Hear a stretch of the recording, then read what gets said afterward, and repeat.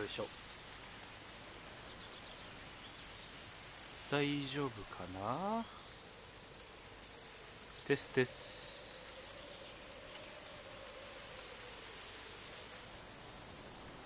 聞こえてるかな。 OK。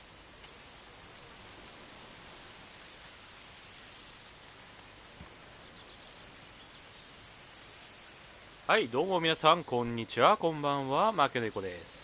今回はね、ファースト3、11月30日のね、今日ね、発売されたゲームです。はい。まあ、価格的には1000円ぐらいのね、ほんと、お手軽な値段のゲームでして、まあ、このゲーム、本当にこの、今、画面に映ってるキツネさんがいるんですけど、このキツネさんを操作して、幻想的な美しい大自然を、旅しながら行方不明になっている自分の家族を探すというね物語になっています。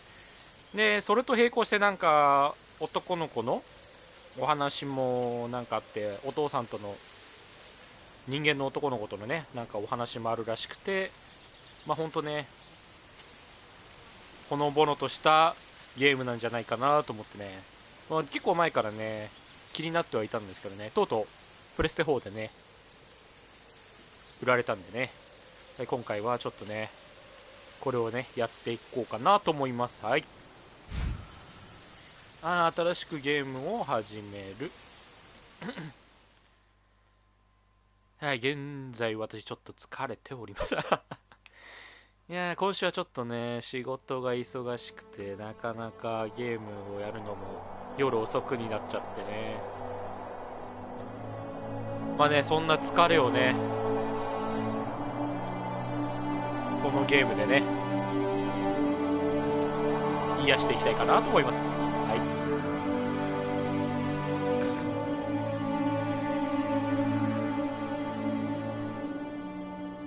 あ、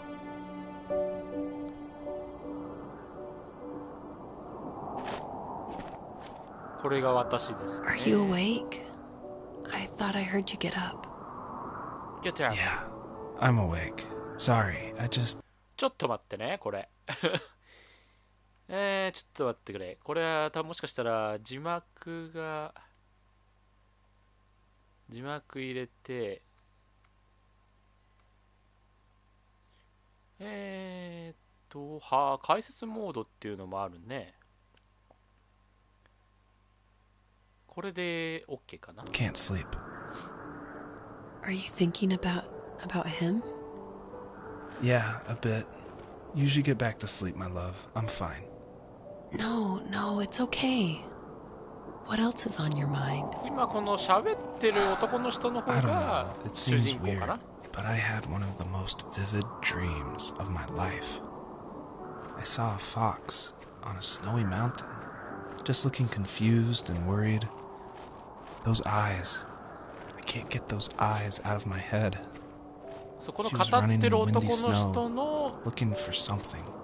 夢の中 Do に you 出てきた think it キ has ツネ to do が with 今このキ with ツ you ネ and なのかな。 what's been going on? I don't know. It was just a dream, Rachel. They're not meant to make sense. A lot's happened the past couple days, that's all.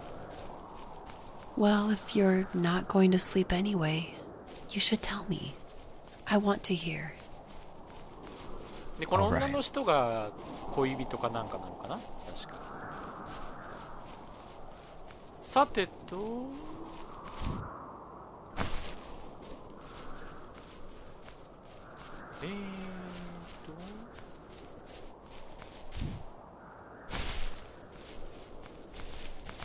四角でダッシュだね。で×でジャンプ。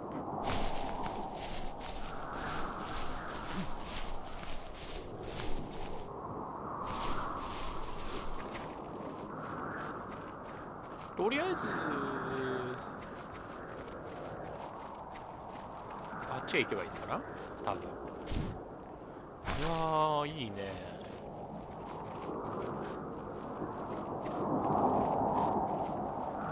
しかし家族がいなくなっちゃったからね、どこ行っちゃったんだろうね。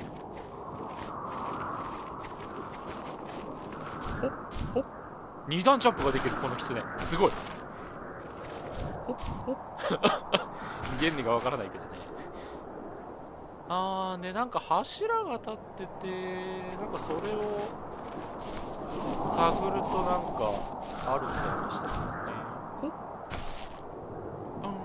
登れない。登れそうだけどな。ほっほっ、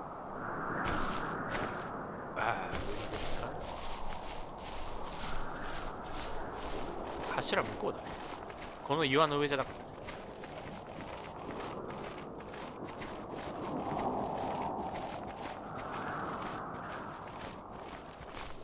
た。お、これか。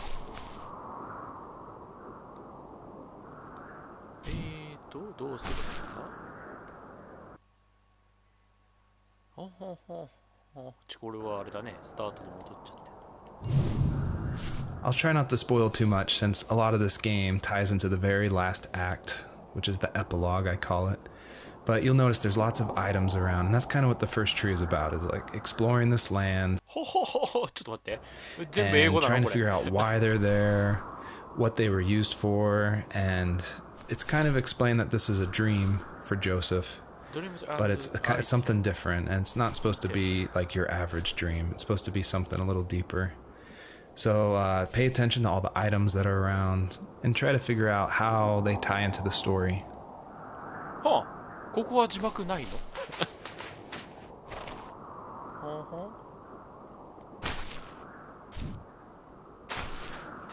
キャンプがあるけどね。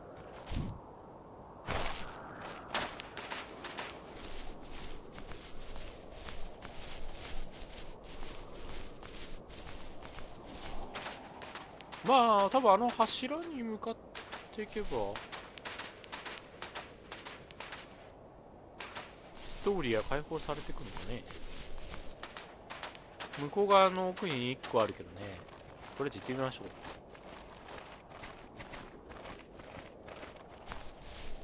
う。しかしオープニングの画面だと子供の子狐がね3匹ぐらいいたけど、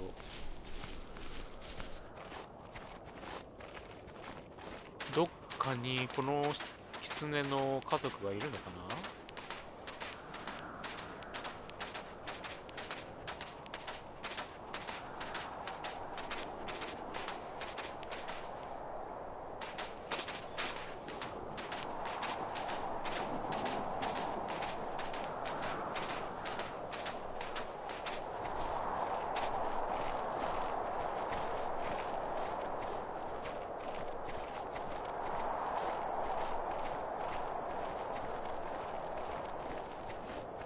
あそこにあるけど、あ、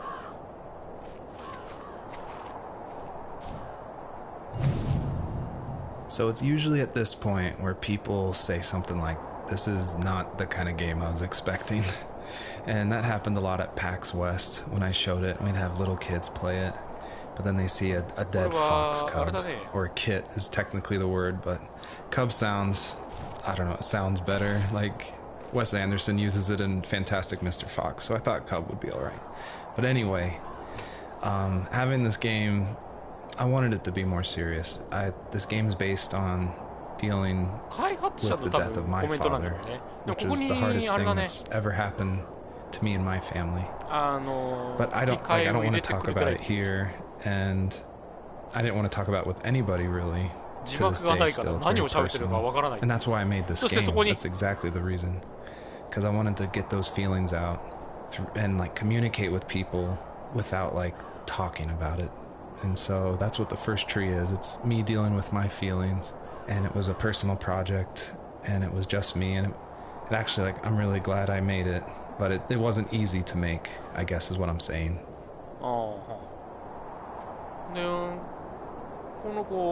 So not far from her home, she followed that path to something unexpected. 死んじゃってるの？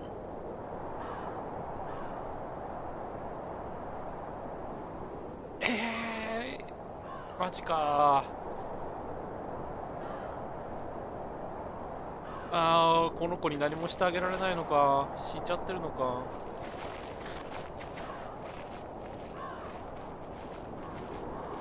でもお She 母さんな couldn't んか stay な though. 確か。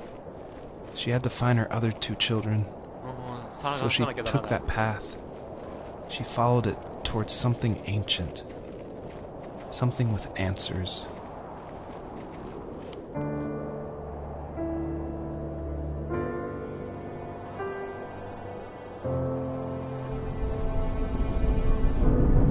First tree.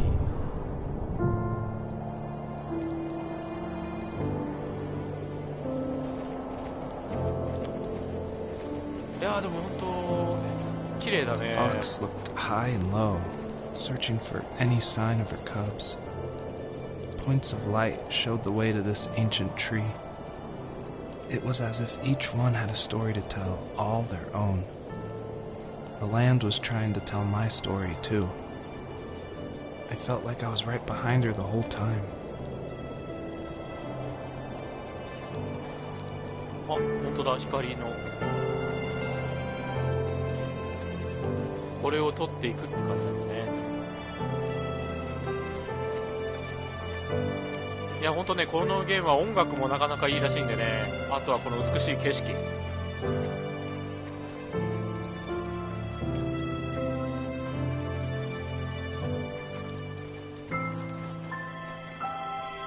あそこになんかいる。あ、ウサギさんだ。かわいいけど逃げられる。やっぱそりゃそうだよね。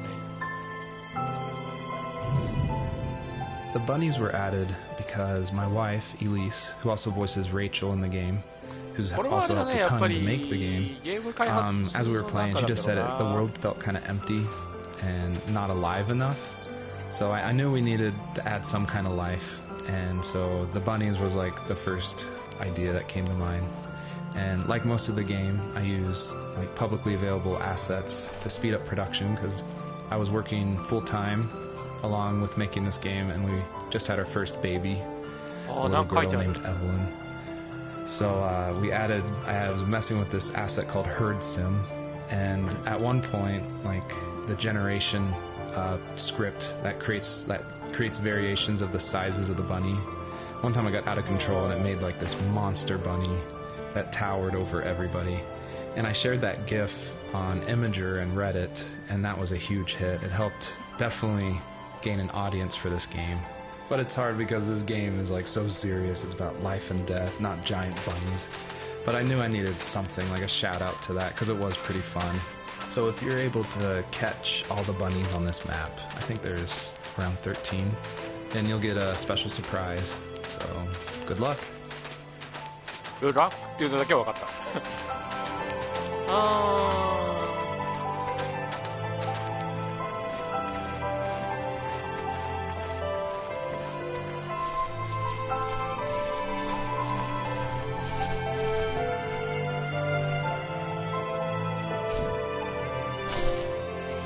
As a kid, did you ever do show and tell in your class? Yeah, I think I only did it once, when I was in the 4th grade. You know how my life was around then. I wanted to show my class what helped pass the time and distracted me. So I brought a dozen paper cranes I had made. I think I told everyone how badly I wanted to be a bird and fly, embarrassingly enough. Don't be embarrassed. Every kid wants to fly. For me, it was another toy from my dad, a wooden boat. I remember guarding it so carefully in my hands as I walked into class. When I sat down, a group of boys immediately made fun of it. They asked which trash can I found it in, or why an ugly log was my favorite toy. When I got up, I didn't even want to tell them my dad had お come. 父さんが作ってくれたけど。 I said it was a joke gift my friends had given me. Kids can be so cool. Some of them are. I shouldn't have let them get to me, but it did. It's amazing we bounced back at all.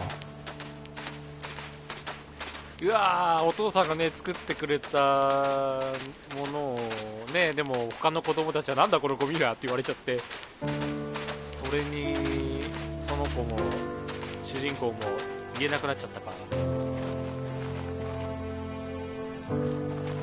これまた開発陣のメッセージだね、多分。I feel like one of the best ways to make an exploration game feel worth it, or to reward the player, is to have as many secrets as possible. Like some of my favorite games, like Dear Esther and Gone Home and Firewatch. I love those story-driven games. And they're kind of like these mystery boxes where if you put in a lot of effort, if you look closely, the world reveals itself to you better. So there are like secrets in the first tree. See if you can find one of these hidden items by digging around in these unmarked spots around this area.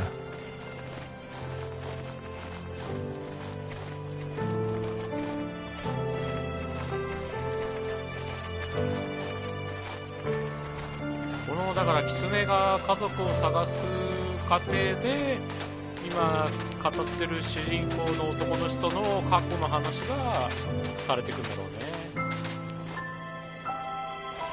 お、光のかけらが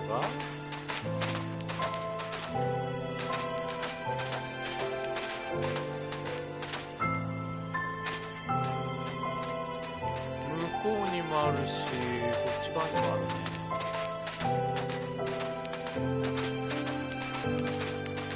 いや、ほんと綺麗だなあ。向こうの上の方にもストーリー進めるの。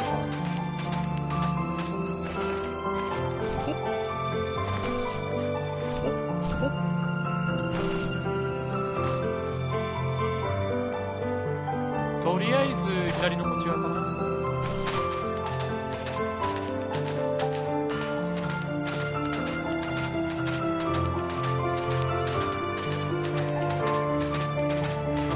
いやこれは今ねプレステ4のね録画機能で撮ってるんでね、ちょっとね画質が荒くなっちゃってるかもしれないんでね、もしほんとね綺麗なのを見たいのならばその購入してねやってもらった方がいいかもしれないですね。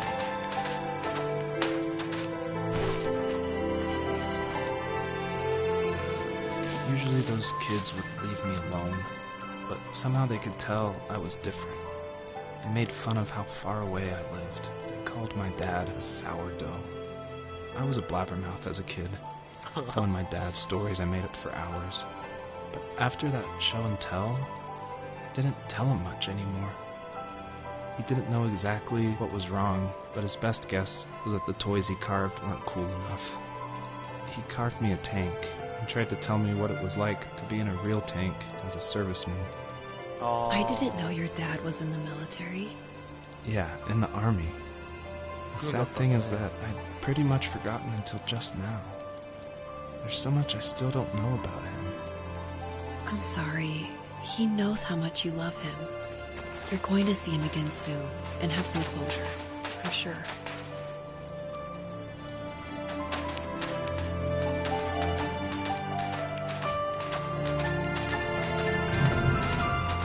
A lot of people have gotten confused why Joseph's father is called a sourdough, and it's not stated outright at the beginning of the game, but Joseph and his dad, they grew up in Alaska, and I don't have a real connection to Alaska except through friends who lived there, and it was also the place that me and my dad were going to go right before he passed away. But I love the idea of Alaska being like this beautiful solitary place. But anyway, what that has to do with sourdough is it's an Alaskan slang term about like someone who lives in the backwoods, like a redneck in Alaska. So I thought that was just to put some authenticity into the game. I added that word.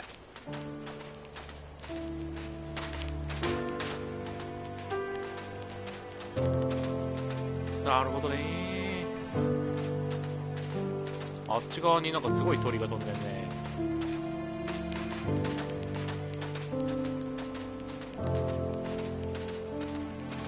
このゲームはね、特に戦闘とかないんでね、ほんとただ単にこの狐を操るってだけなんでね、ボタンもね、丸か×か四角ぐらいしか使わないんで。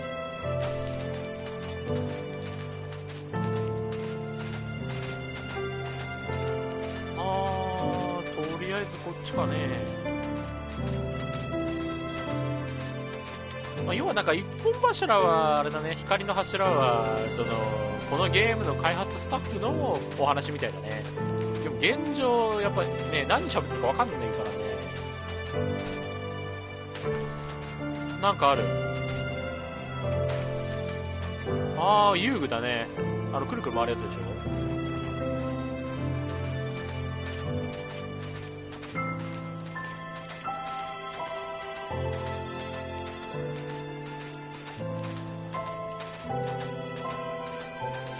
はいはい。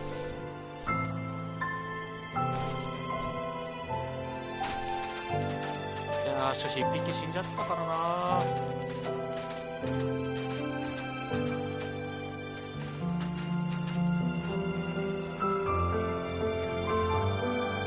Do you remember what my dad did for a living? Wasn't he like a lumberjack? That's one way of putting it. If wood was a canvas, then a carving knife was his paintbrush. Even after working a 50-hour week, even after his hands were more splinters than skin, he would bring home the nicest piece of Alaskan weeping cedar and make me toys. That wooden train was the first toy I can remember, and I loved it. I just knew from a young age I was going to be a lumberjack, like my father. お父さんが作ってくれたんだね。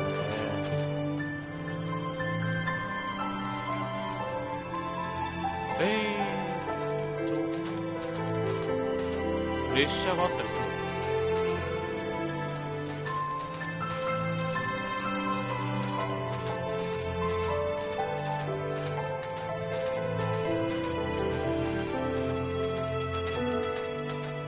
ここ登れる？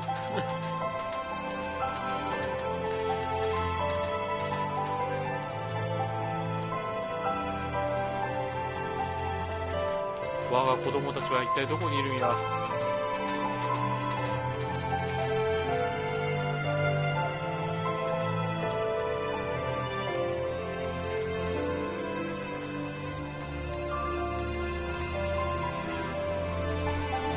なんかあるね。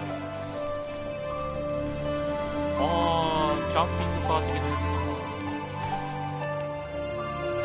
な。違うね。なんか軍の車両かなんか。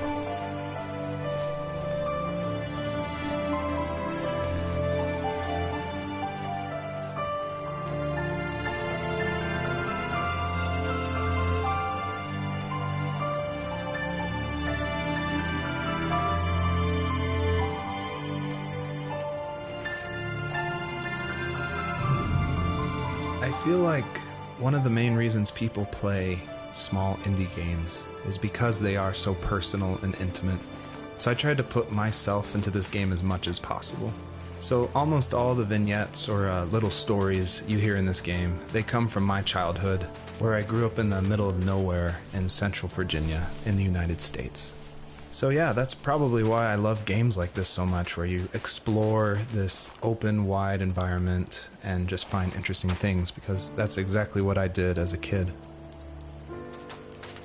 段ボールがあったけど、なんか描かれてるね。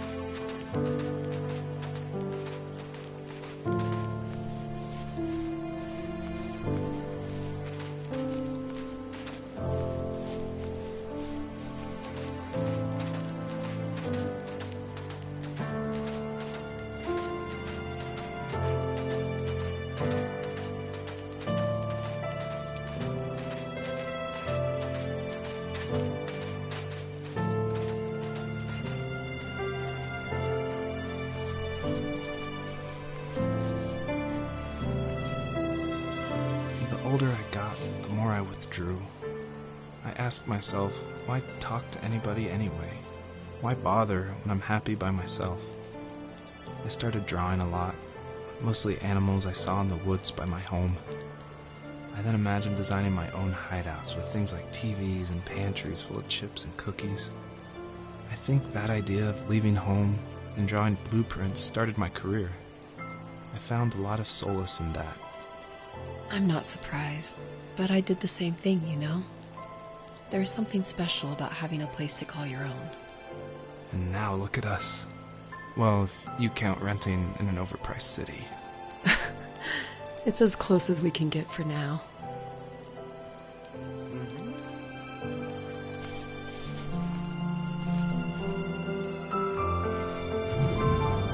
thought it was important to say that, yes, I actually did draw this with crayons. And it was just funny to me one day that I was like, I'm working on my game, and I pulled out my little 1-year-old's like crayon set to draw this item for this game. I just realized just now that I probably threw away the original. I probably should have kept it and given it away to somebody, but oh well.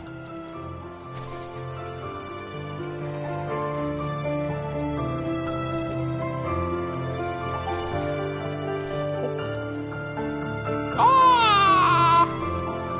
って言って落ちて死ぬわけでもないんだ。さあ、いろいろ取ったが、ここがか？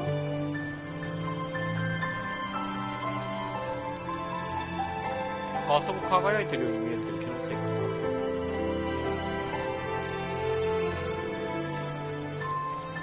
な。ああ、やっぱあったか。意外と至るところにあるのかな。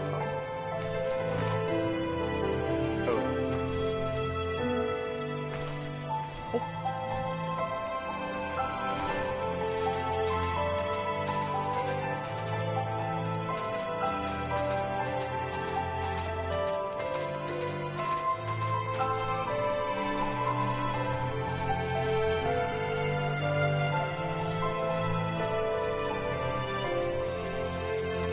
あ、うさぎさんだ。かわいい。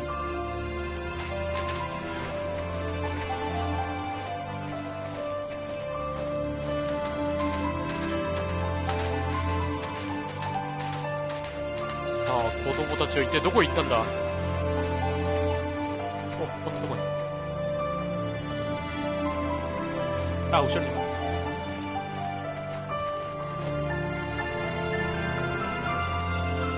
やっぱこっちのルートでいいんだよね。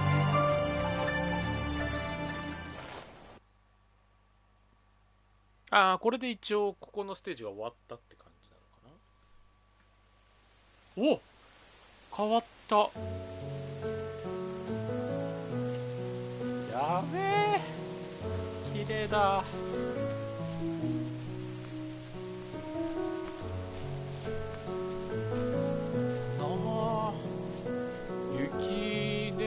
雪国から唐突に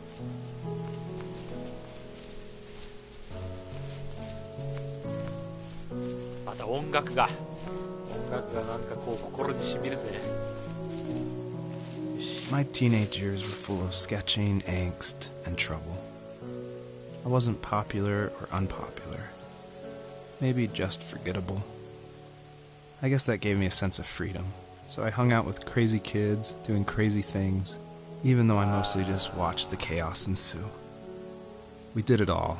Put fireworks in mailboxes, hide roadkill in people's garages, break windows of the barber shop in Anchorage. My dad was furious, but he was so busy working he couldn't do much to stop me from going out.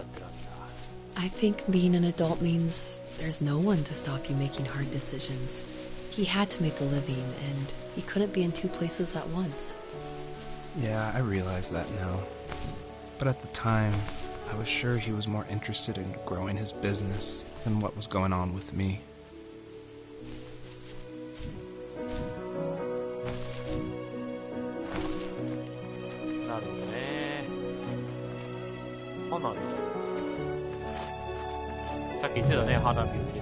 This is the level that I showed at PAX West, which was a crazy dream come true that this hobby project was being shown next to all these amazing indie games. So I decided to show this level because it's smaller, there's like some jumping puzzles, and I thought it was a good entry into the game. But the one thing I can't seem to forget is right before we opened to the public, there was an indie dev superstar. Like, you've definitely heard of his games. And I was like terrified. He wanted to try it out. So I said, of course, like, please give me your feedback. And he was super nice, super talented, of course. But this embarrassing bug happened, which I'd never seen before in my life, where when he dug the item up, he jumped right after, and it created the dust cloud to permanently be on the rest of the level. It wouldn't turn off. So it looked like this fart cloud following the fox as it just kept running with this beautiful music and serious voiceover. And it was horrible. I think about that every time I look at this level. But, you know, I was able to fix it, so I'm glad someone could at least find that bug. He was working another late night, and my friends were over, saying how bored they were and how they had come all the way out to my house for nothing. One of them mentioned how that old, ugly beyond belief truck was still in the garage, and how we should take it for a spin. I was only 15, so I kind of fought it for a while. The next thing I knew, we were careening around the mountain path, rocks spitting onto the sides of the cliff, while my dad's cringeworthy bluegrass blared out the speakers. I drove while my friends were in the back of that yellow and purple truck, throwing beer bottles and trash at anything remotely interesting. Felt like I was soaring in the air with borrowed wings. But all good things have endings. A cop outside of Eagle River pulled us over after he saw us in a bottle rocket into someone's yard. What followed was a long night of talking to disappointed adults and feeling smaller than ever. どんどんあれだね。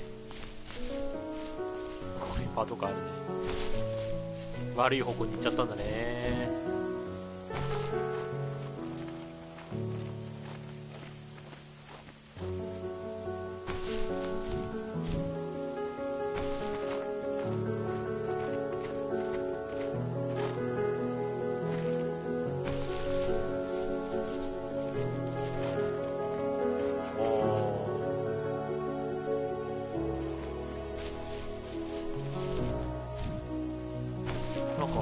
紫色、あ、蝶々だ。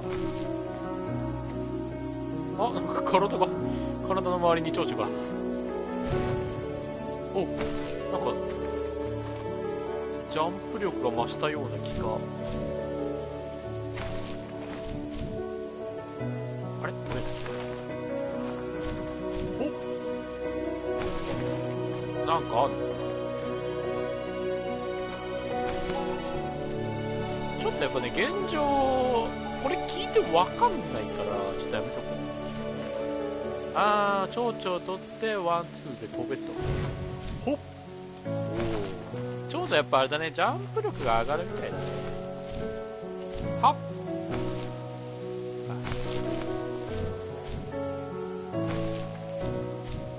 まあ、とりあえず子供たちを探さないとね。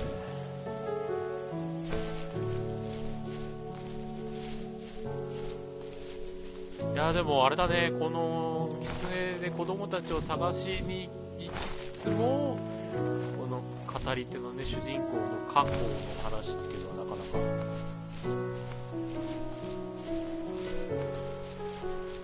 面白いね。おお、びっくりした。あー、向こう側にあれか、あるね。で、向こう右側に行くことが多分前提だろうね。とりあえず左のあれを解放しよ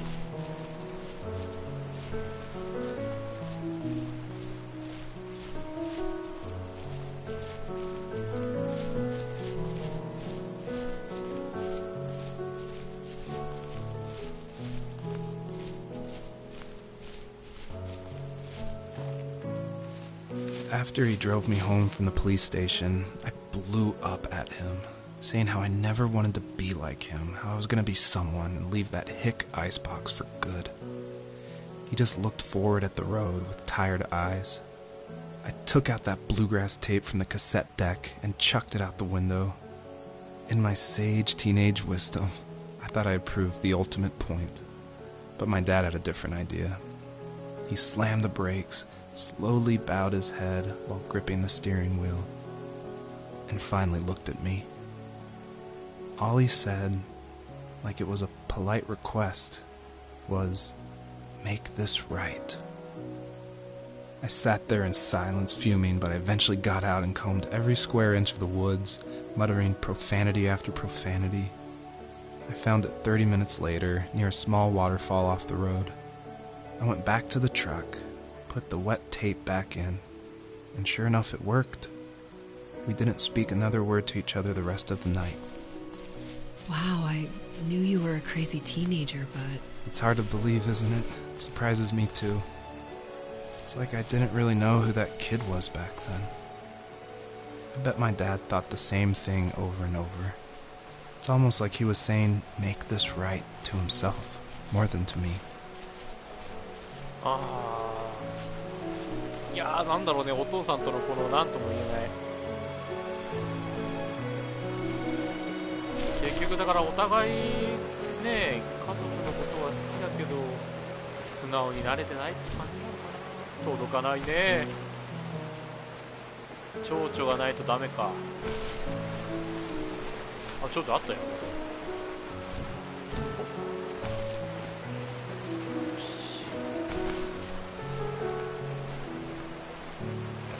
これで届く。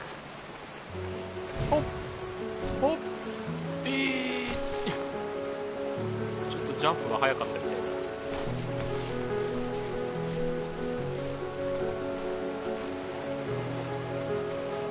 ギリギリで飛ばないと。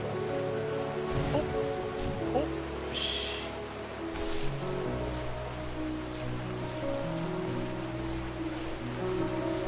で、あそこにもなんか蝶々があって、こうかな。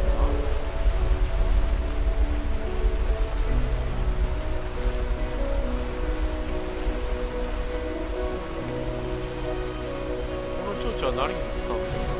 ここに使っちゃうの。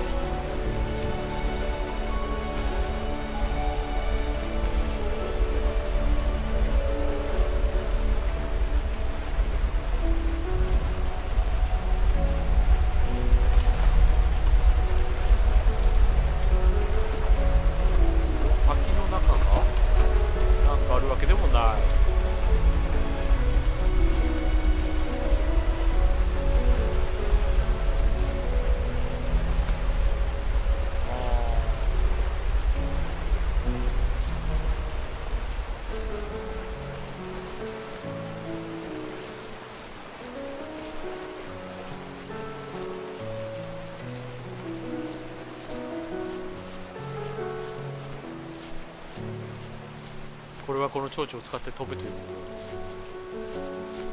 と。あお、そういうこと。3倍の力が必要だと。なるほどね。1個じゃダメだよってこと。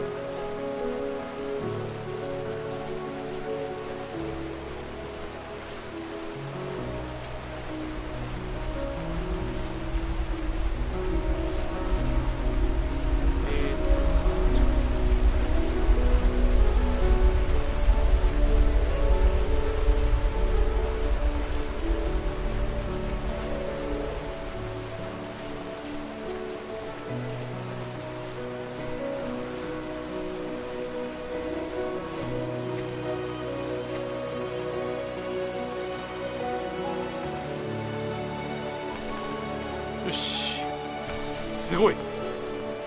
これなら勝てる。My friends would laugh about that night and talk about how crazy it was. And I laughed along, pretending it didn't bother me. But it did. I imagined my friends growing old in the bush, unable to find that thrill in those godforsaken ice fields. It's like those mountains were a literal wall, keeping me from leaving, where all I would have to look forward to are lumber yards and evening beers. I had to climb over. That was my only goal for a long time. 壁を越えなきゃならなかったって言って、こっちでも壁を越えなきゃならなかった。クズ、ほっほっ、あれ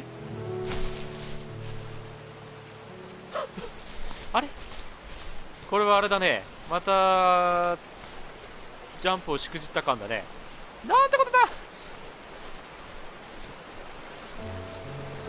あれだね、ジャンプは意外と結構近場でやんないとダメだね、おそらく。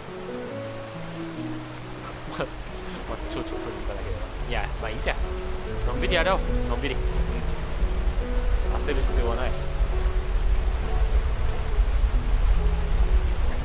でも容赦なく一度失敗すると蝶々は全部戻ってしまうという悲しい。まあ、あれだね、この最近の日本人はこう忙しいあれだからね、もっとのんびりやれよみたいな感じなんだよ。あ、そんなジャンプができなかった。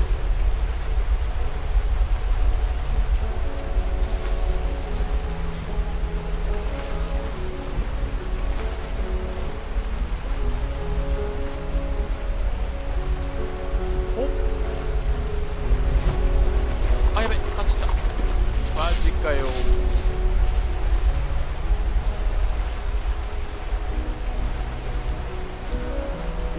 一回ジャンプを使うとあれだね、蝶々は解き放たれてしまう。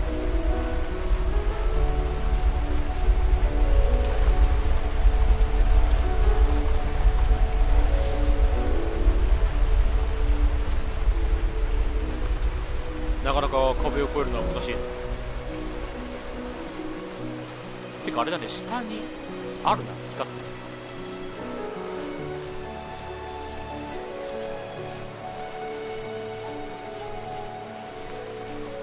あっち側にもあんのかな。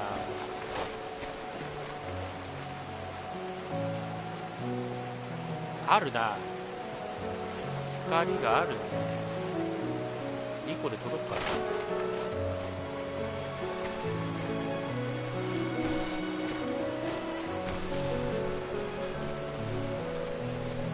ちょっとあれだね、ここの上を見てみる。越えられるか、ここから届くかな。あー、無理か。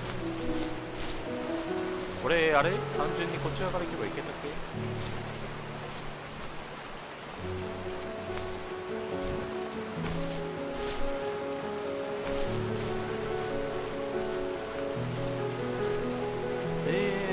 どうしようかね。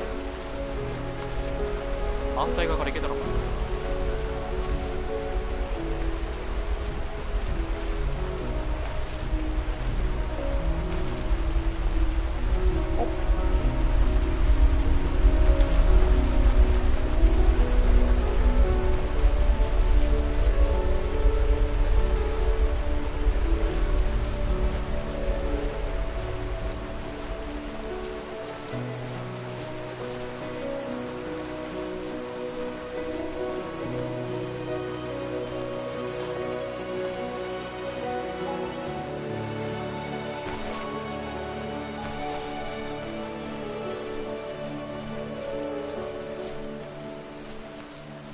いやー、でもさすがに届かねえよな、やっぱ。となるとやっぱ向こう側のさっきの意外と登ったところから一気にこっちに飛ぶ感じかな。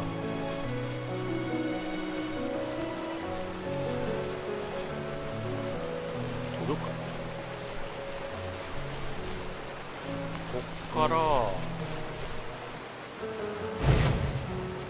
よしよし、オッケー。あるね、玉っころが。ほっほっ、ついでに聞いてってやる。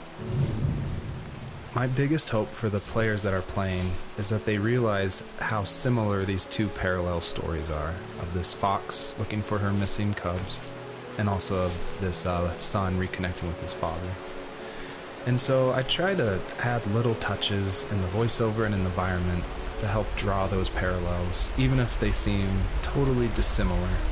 A big example is the truck, for instance, that Joseph grew up with. It's purple and yellow like the butterflies for this fox. So I tried to add as many touches like that throughout the story as possible.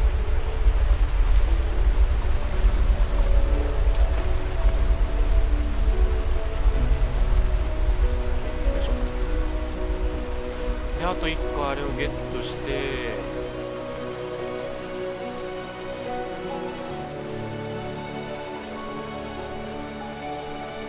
問題はあの壁垂直に登っていけるかだな。さっきみたいにちょっとした場所から登った方がいいのかな。あれや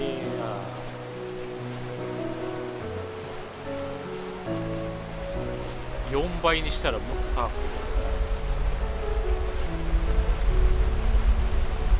ついでに聞いてくる。You may have noticed there's a little pond here, and believe it or not, I tried everything I could to get swimming working in this game, and I just could not do it, unfortunately. And so all the water in this game you can just stand in, which is, it still like bums me out, but the systems were not working, it was buggy. So I just had to throw it out, which, you know, I think it's okay. Like, I wish it was there, but again, the focus of this game is on the story. さて問題はこれ登れるかな、ここから行くぞ。はい。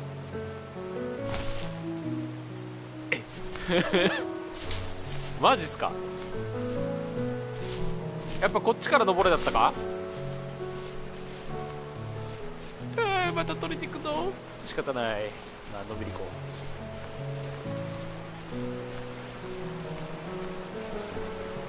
う。まあそう簡単にはね壁は乗り越えられないってことだもんね。いい教訓じゃないか。人生というか壁にぶつかってるんだ主人公。なかなか乗り越えられなかったんですけど。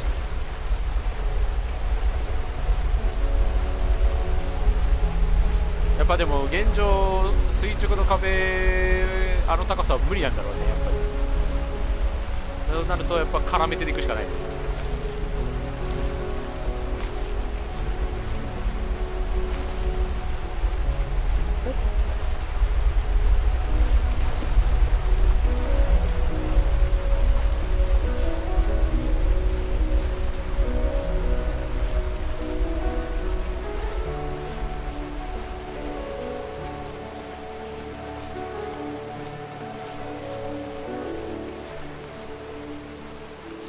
景色が本当綺麗だな。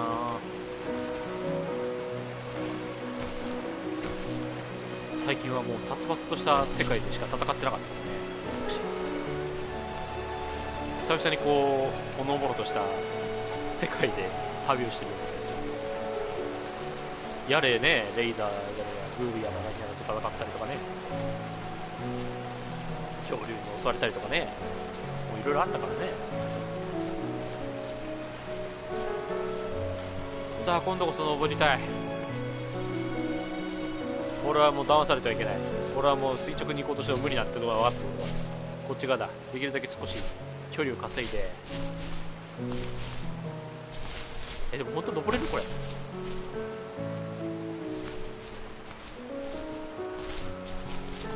ああ勢いよく行ってないとダメパターン。いやーでも絶対この左だと思うんだよな。ほっほらねやっぱり。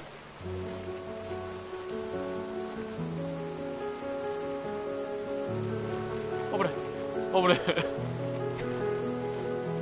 おおようやく抜けられた。俺は壁を越えたぞ。人生という壁を。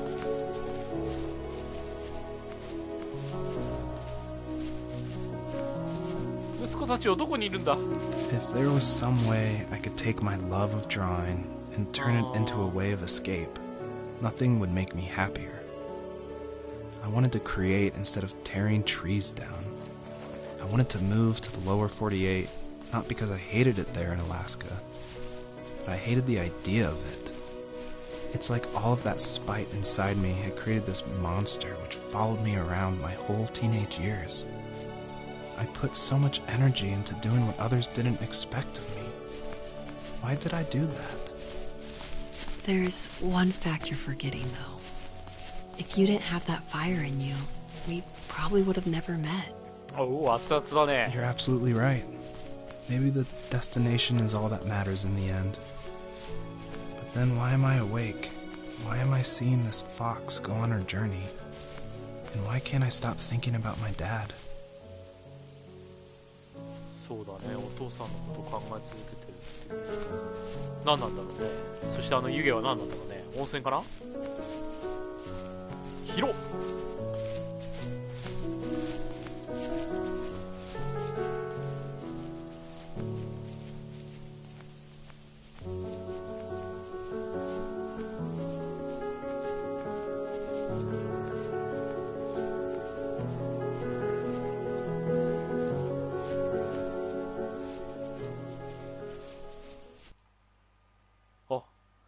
一応今のでこのモードは終わりってことだね。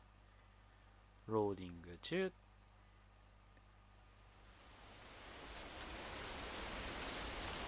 ほほ、新しい場所に着いたね。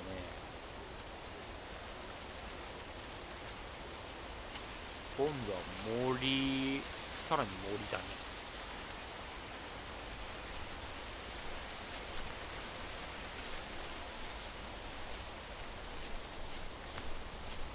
とりあえず弾を取る。光の弾。この光のかけらを取ってことに何かあるのかな。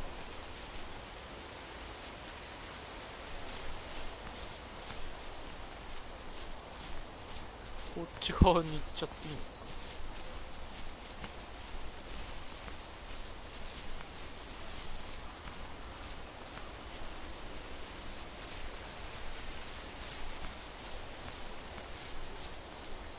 ああ、向こう側まであるね。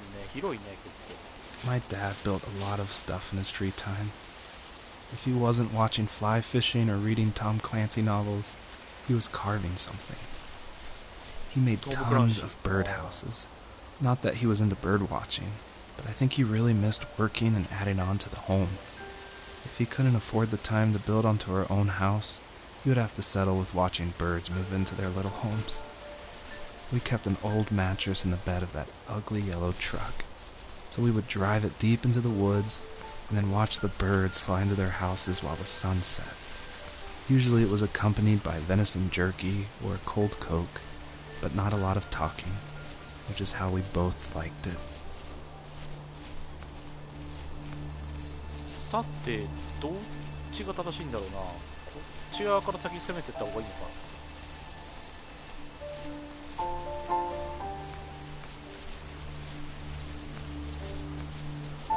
開発者のトークがオープンワー I ルド。 did want to do something a little different with this level. I wanted it to be more open world feel, and that there was something blocking your progress, so it did encourage people to look closely and see how to unlock this blocked way. And I do like just walking around this level and listening to the beautiful music by Josh Kramer. His work really sets the mood for the whole game.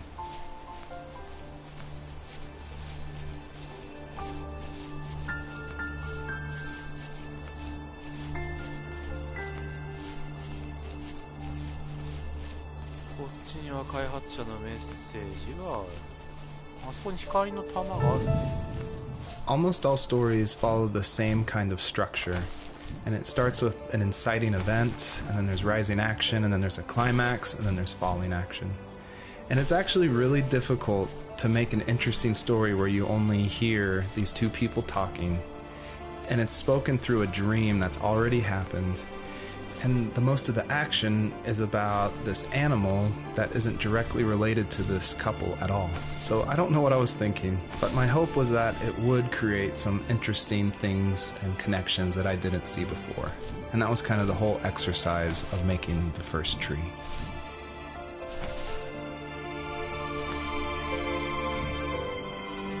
あ、やっちまったー。あれだね、2段ジャンプは若干ちゃんと入力しないと途中で落ちちゃうね。できなくなっちゃうね、2段ジャンプ。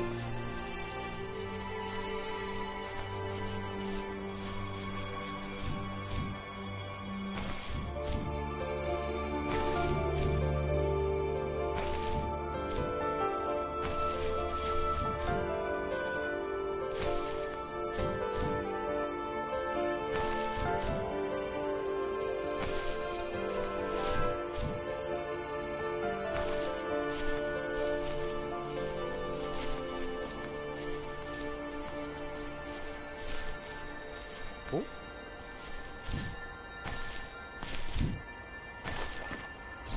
何これ？まるで？はあ。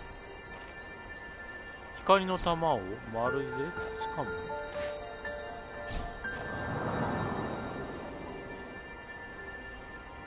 おう。ん？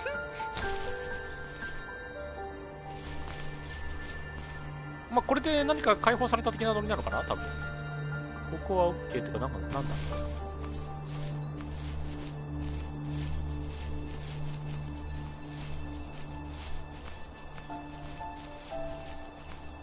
テントの後かなんかかな、多分。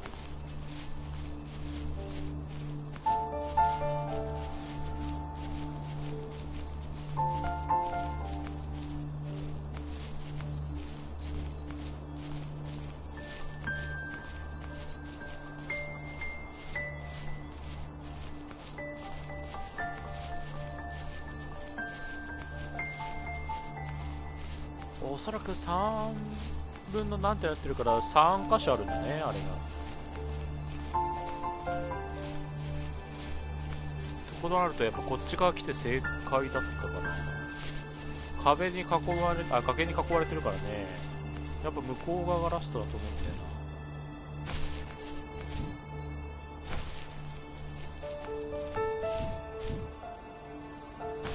な。家だ。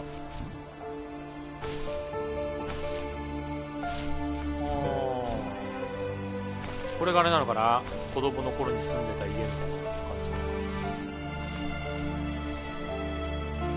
On our property, there were old abandoned pieces of a shed and car long left unused. I used to ask him all the time who those people were that left all this junk, and I'm sure he got so tired of hearing it that he made up some elaborate stories how a brown bear ate them and haunted the woods afterwards. What's funny is I think it made those people seem more real. Growing up thinking they were still hanging out like they couldn't say goodbye. I used to tell my friends how I could swear I saw spirits move near the water, and that always freaked them out. I guess it didn't bother me, because the way I saw it, they were normal people with old cars and sheds, just trying to figure out how to survive and be happy in the middle of nowhere. It was a cool thought that they didn't want to leave, but you know, I was a weird kid. Well, you had good company since those ghosts like living in a place where they were brutally devoured.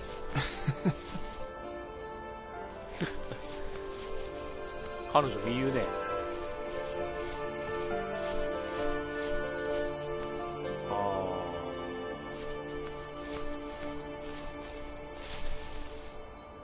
なんかの設計図だね。建築士かなんかなのかな、主人公は。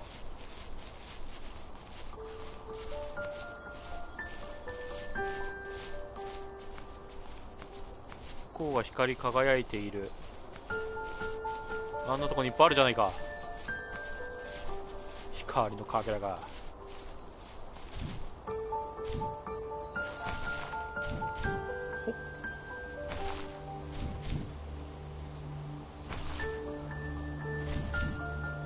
おお、飛びすぎた。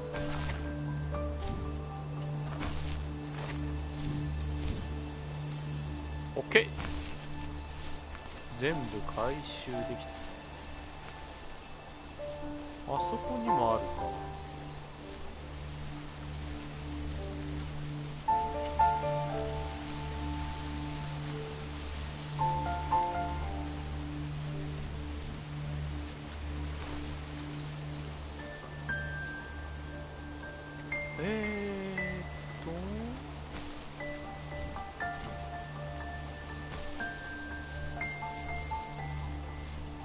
あとは向こう側かな。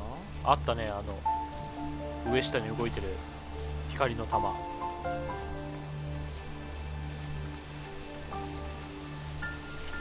りあえずストーリーを聞いちゃおうか。はい。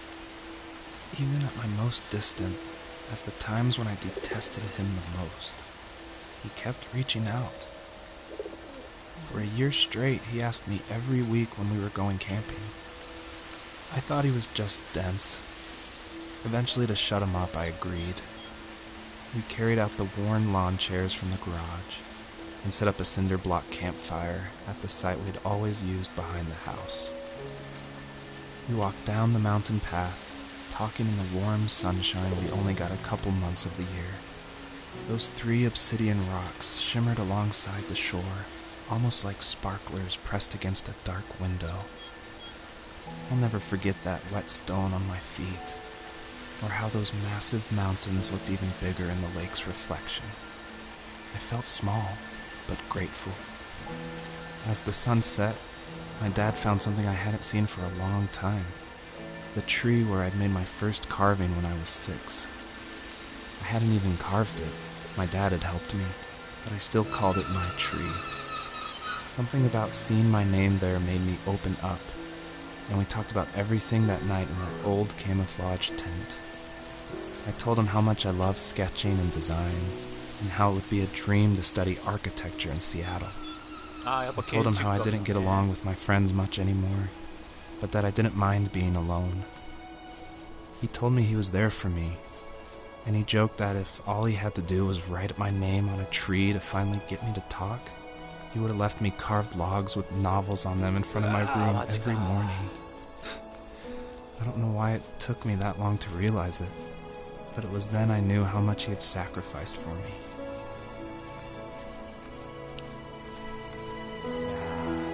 ほんと不器用な親子関係って感じだな。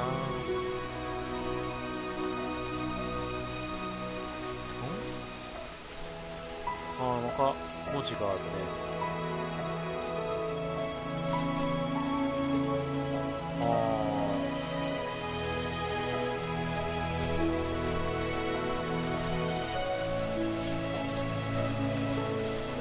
次は向こうかな、多分。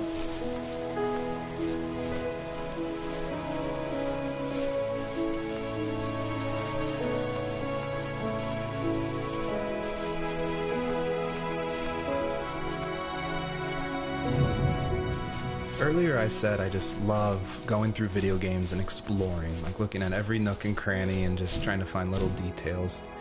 And I think that started because in middle school and high school, I would make mods for my favorite games, namely Jedi Knight, Jedi Outcast, and Far Cry.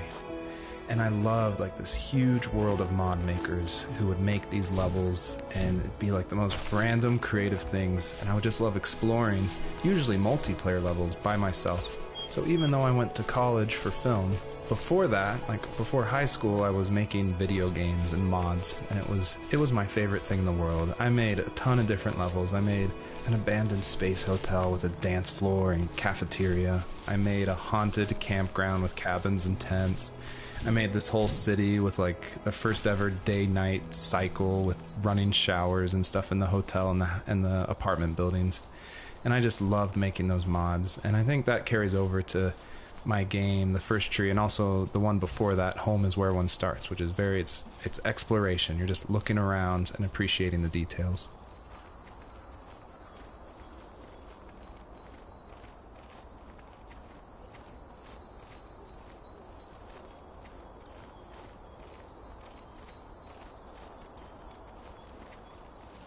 We were happiest underneath the evergreens. We decided it was time to finally map out the hundreds of acres we lived on just to pass the time during the summer. He was only free in the evenings, so I would spend the day wasting time on dial-up internet and sketching, and then we would rush into the woods, pen and map in hand, before evening fell. Sometimes the aurora borealis would cast a cold green glow on the mountainside, and we would finish our route underneath a twilight sky. Sometimes I was lonely during those summer days, but there was comfort in the routine. A lot of teenagers aren't looking for the daily grind, though. There's nothing wrong with wanting to get out, to leave your childhood home. You wanted to progress, to make something of yourself. Yeah, you're right. That house. I'm sure it's the same as how I left it. But then why does it feel so different? I doubt you're the only adult to have looked back and asked that question.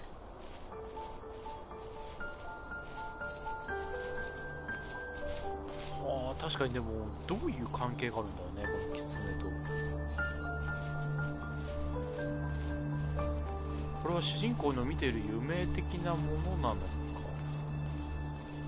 それとも同じかさね。あそこにいかにも登ってくださいと言わんばかりの。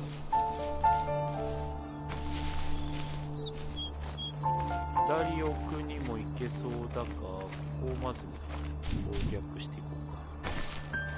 ほっほっ、よし。あー、ここまでこれで終わりか。これを取るだけか。でもこっちに行けってことなのか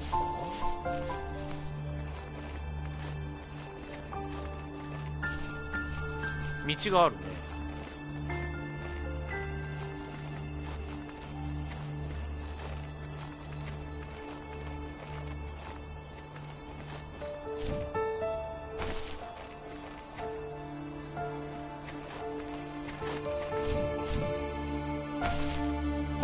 なんか残りそうだけど。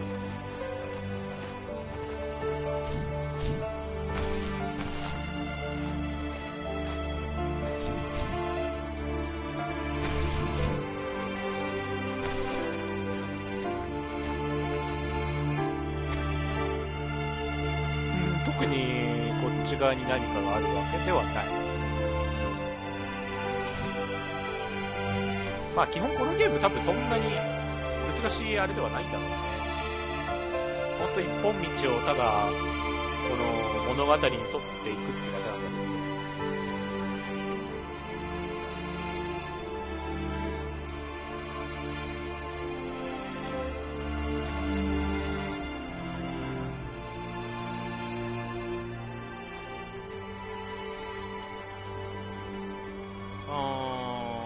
やっぱりさっきのね、細い道が、でもあそこにあったね。危ねえ危ねえ。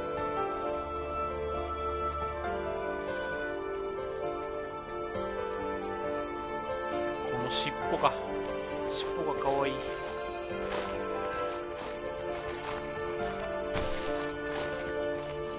これでも全部取れてんのかな、光のかけら。取れてなさそうな気がする。何個か見逃してるような気がするな。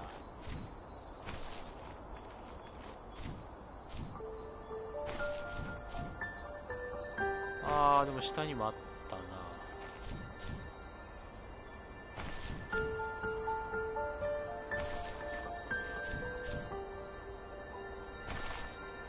とりあえず下のを起動すればいいのかな。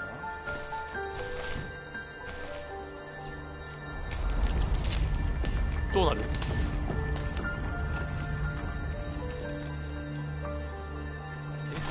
何か開いた？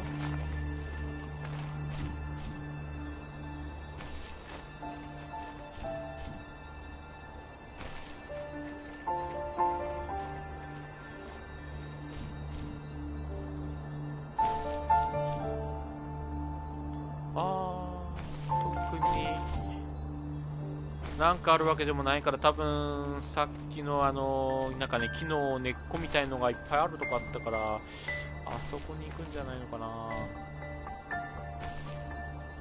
多分ここはもうないよね。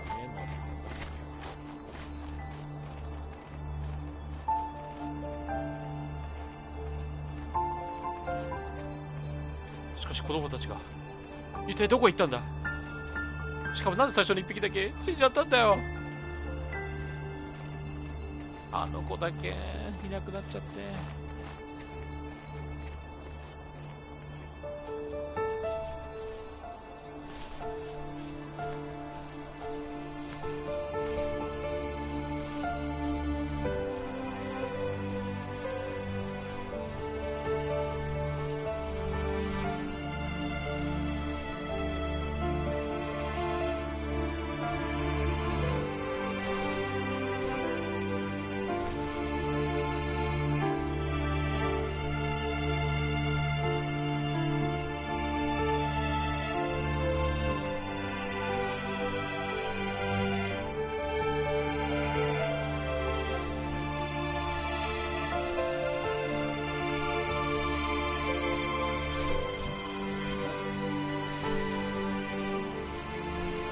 さあ開いてるのだろう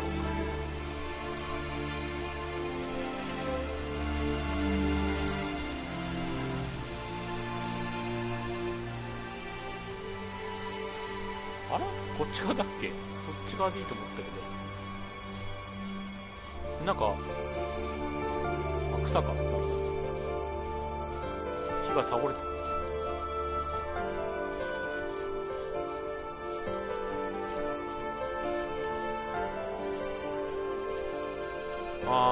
釣り竿だね。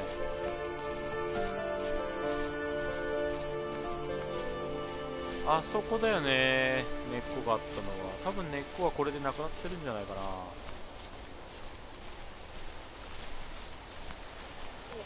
やっぱ通れるようになってんね。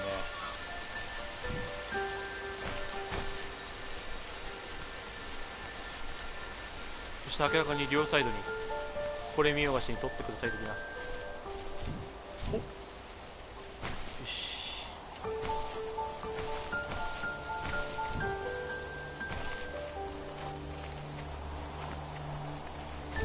おっおっ、あ、いやいや、ちょっと待って。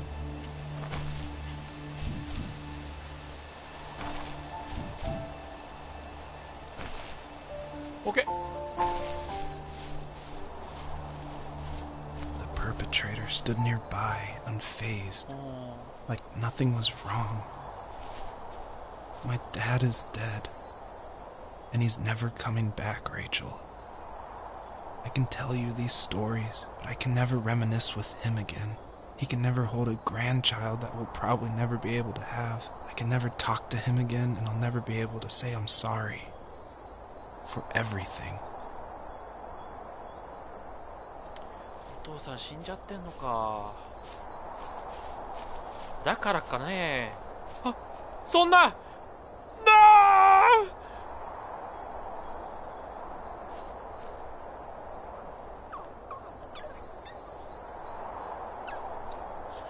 マジかよ。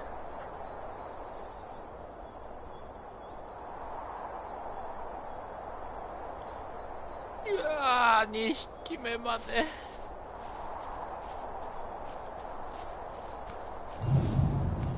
It was really important to me that the wolf in this story that takes the fox's cubs, that it wasn't explained at all. Like, it's just this entity that's in the background. And of course, it's supposed to represent something bigger than a wolf or even the fox. It's supposed to represent like the specter of death, and it comes when you least expect it. There's no justification. He's just there, always watching. いやー、まさかの2匹目までか。失礼な、これは。何あれ。なかなか大きい子だったけど。おお、マジっすか。これを一気にいけってことか。とあれ、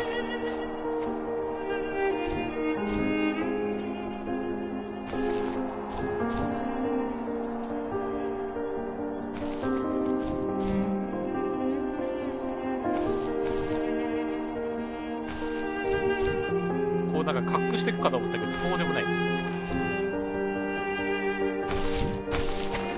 ょっと待ってくれ。ちょっと待ってくれ。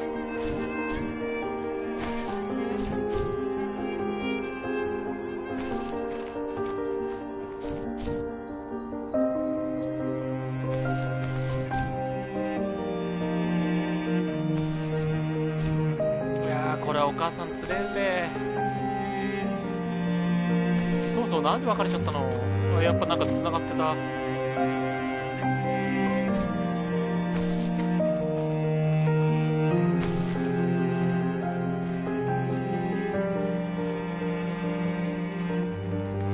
これはあれなのかな、このお母さんがね、子供が2匹も、ね、お亡くなりになってたから、悲しさでこう失踪してるみたいな感じの表現なのかな。うわーみたいな。嘘だと言ってくれー。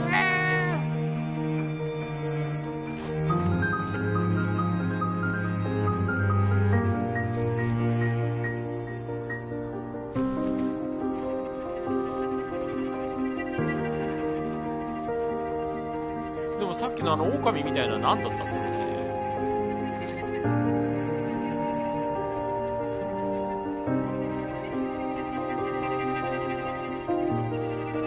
知ってるのかな。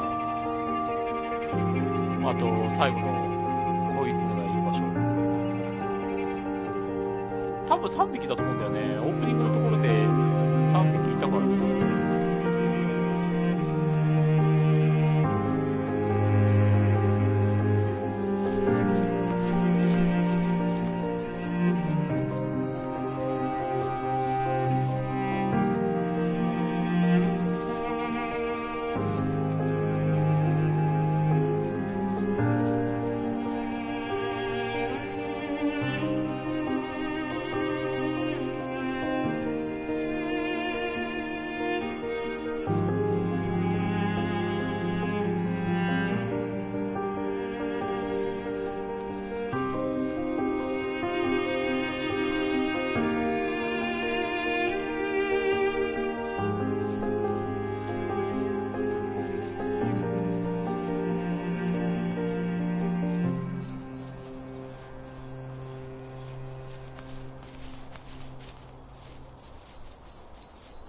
しい。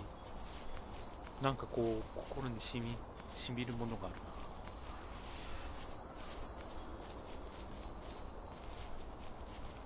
あそこにイベントがあるね。今度はどんな話なんだ。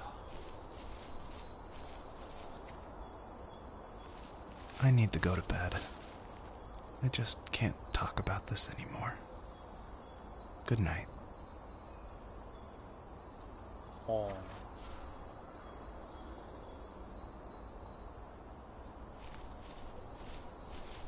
やっぱあれか、お父さんが死んで辛いっていう時にあれでもね、2匹目の子供がお亡くなりになってるっていうシーンだったからね。やっぱシンクロしてんだね。この悲しい世界ね、なんかちょっと色が若干暗くなっちゃってるけど、この世界にまだ光のかけらはあるのだろうか。探索した方がいいのか。多分でもまあなんかそのまま抜けちゃいよ的な感じだと思うんです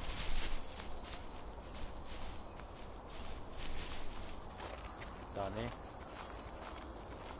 今日はこれで寝るみたいなノリだったのかな多分。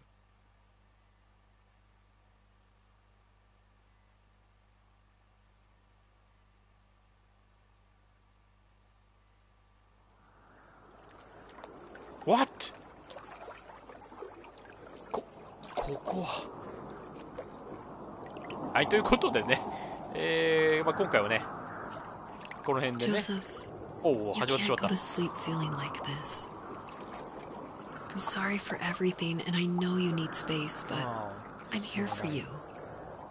You don't need to feel so lost. ジョセフだったんだね、名前が。